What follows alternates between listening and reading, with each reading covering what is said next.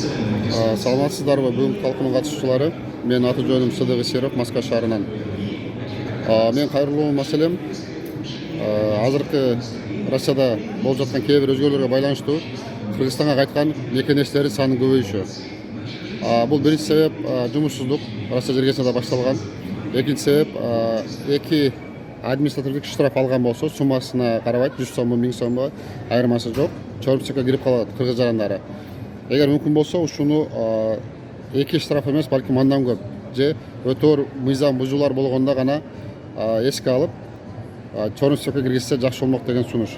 Кийинки маселе, бул Россияны гана карап турбай, буга чейин мисалы Канадада, Америкада, Кореяда эмгектенип жүргөн мекендештерибиз көп.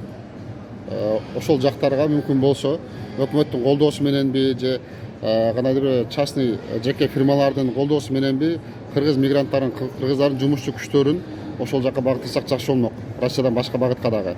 Себеби ал жакта билесиздер, айлык негизинен долларда болот.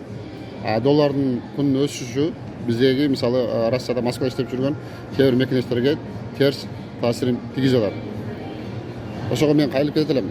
Мүмкүн болушунча бардык соц пакеттери менен эл аралык деңгээлде юридикалык жактан, укук жактан корголгон биздин кыргыз мекендештерди чет жакка жумушка орноштурсак, бул ошого өкмөт же жеке фирма жөнөткөн же багыт берген фирма ошого гарант болуп берсе, мунун толук системасы иштеп чыккан болсо, сонун жакшы болмок. Себеби кээ бир мыйзамсыздыктар болсо, кээ бир адам сатуу же башка мыйзамсыздык учур болгондо ошол фирмадан же өкмөттүн алдындагы уюмдан суратып алсак жакшы болмок.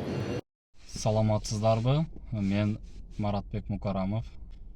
Биздин кайрылуубуз акыркы убактардагы жумушсуздук жана ошондой эле жумуш ордунан кыскартуулар өтө күчөйдү. Мигранттардын абалын байкап турабыз. Биз кайрылуубуз ошол кыргыз өкмөтүнө, кыргыз бийлигине бизге Европа өлкөлөрүнөн жумуш ордундуктарды түзүп берүүңүздөрүн суранабыз. Себеби бир гана Россия деп чектелип калбай, башка мамлекетке да барып иштөөнү уланталы.